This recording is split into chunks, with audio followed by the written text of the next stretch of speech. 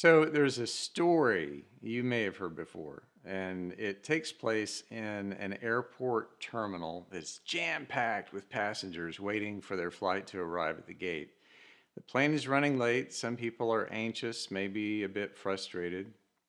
The airline employee at the gate counter is patiently fielding lots of questions from a long line of passengers wondering about making their connections, when the plane is estimated to arrive, transferring to another flight, all that kind of thing.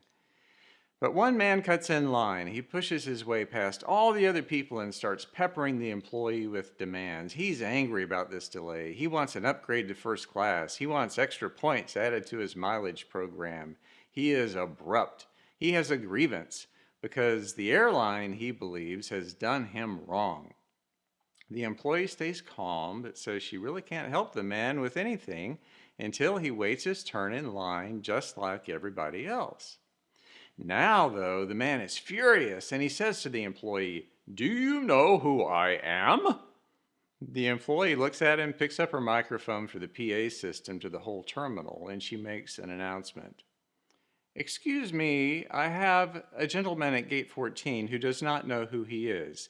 If anyone can help identify this passenger, please come to the gate. Thank you." I love that story. Even though I have no idea if it's true, and even though it was originally told to me as a true story, I heard it from a friend who had a friend who knew someone who had been there in that airport terminal that day. It wasn't until years later that I came across a slightly different variation of that story, a different airline, a different airport, other different details. But the basic point of the story was always the same, which meant either there are a lot of abrupt, impatient, self-important people who can be found in airports, and that's probably true, or the story is what we call an urban legend. And urban legends, or sometimes they're also called urban myths, always have similar characteristics. The first tip-off that you're hearing an urban legend is that the person telling the story heard it from someone else who heard it from someone else. The person telling you did not witness it personally. So it was something that happened to a friend of a friend, or to a friend of their aunt's hairstylist, or to a teenager who lived down the road in the next town, and it was overheard in a coffee shop by someone who knew that teenager's brother. Another clue that you're hearing in urban legend is that it's usually a cautionary tale with an unlikely result. Sometimes the outcome is really funny, but sometimes it's not at all. It can be a story that is meant to warn you about certain behavior. That's why a lot of classic spooky stories are urban legends. Don't go deep into the woods, children, because there's an old woman there who lives in a gingerbread house, and you really want to steer clear of her, but oh my gosh, she has so many great things to eat, and she seems so nice, at least until... In an urban legend, someone, like the rude guy at the airport, is justifiably humiliated in public for acting like a jerk. So what's the lesson there? Don't be a jerk, or this could happen to you. On the other hand, we've all heard about the poor, struggling waitress working at a diner who treats her customers like royalty. And one day she's shocked when someone leaves her $1 million tip. So what's the moral of that story? Treat people great and you'll be rewarded beyond your wildest dreams. You never know.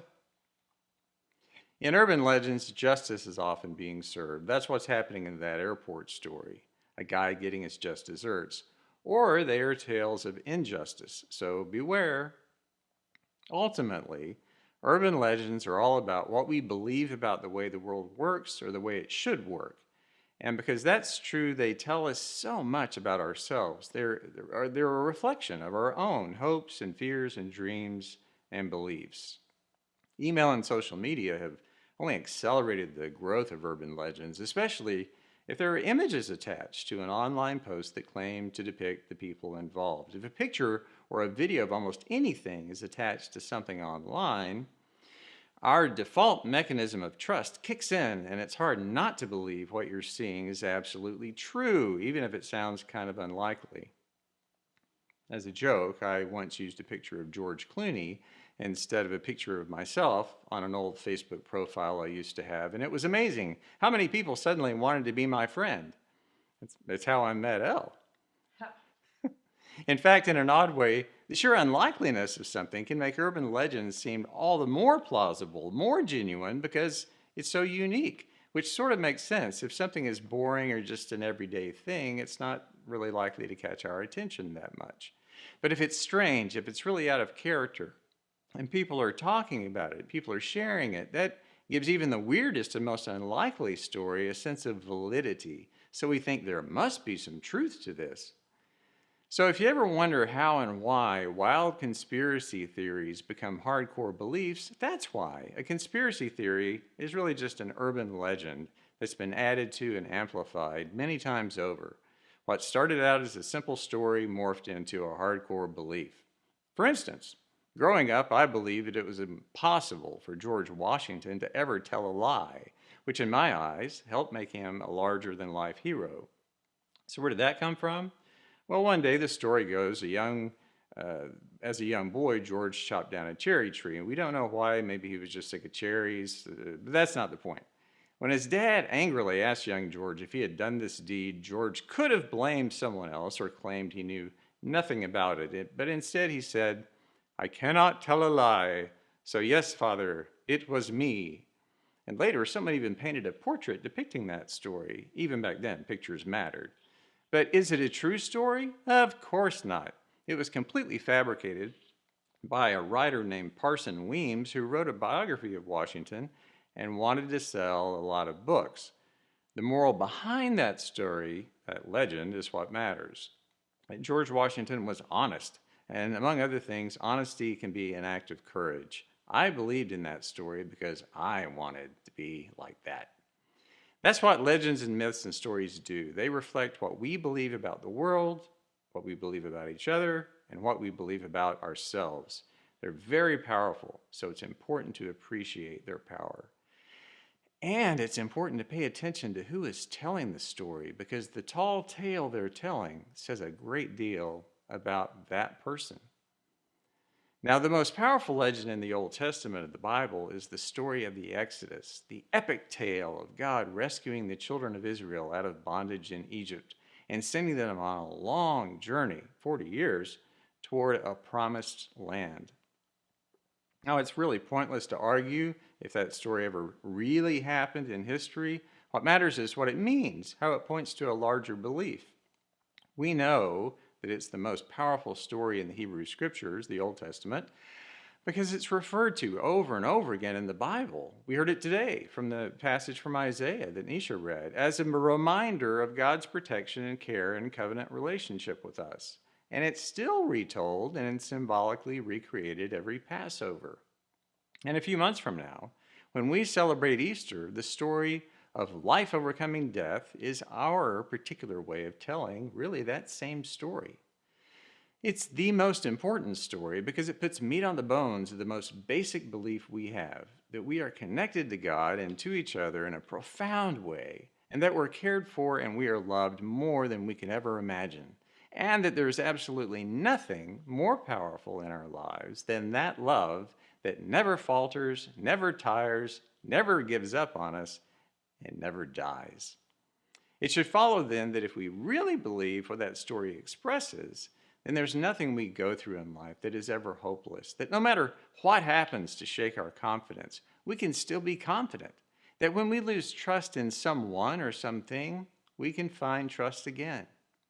That if we ever feel alone or afraid, we're reminded that we're never alone, that we have each other and the love of God that flows through us and that connects us.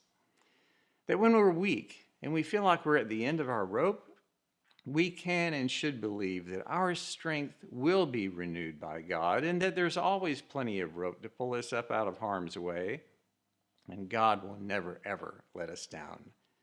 I believe that's the story in this church, in this beloved community, that we tell about ourselves and that we share with our neighbors and that we believe. That is the positive legend we create.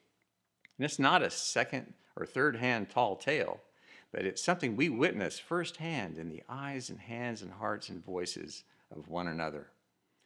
It's a powerful thing to believe that story and to tell it. This new year and in the time that we have together in the future, What that belief about ourselves and our neighbors and our covenant relationship with God will mean is that you and me and all of us together are unlimited and unstoppable. It means that there is no power greater than the love we hold in our hearts and that we freely give away. It means that we can and we will do life-changing, amazing, surprising, unexpected things, legendary things that are absolutely true. And the moral of our story is and will be that we are doing it all for the sake of love.